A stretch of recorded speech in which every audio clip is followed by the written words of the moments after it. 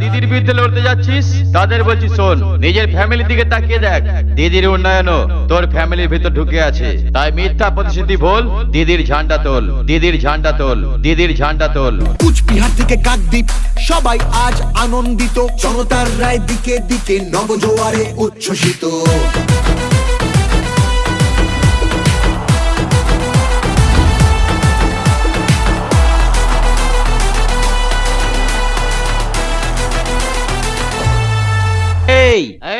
গোটা ভারতবর্ষ জানে উন্নয়নের আর এক নাম দিদি। দিদি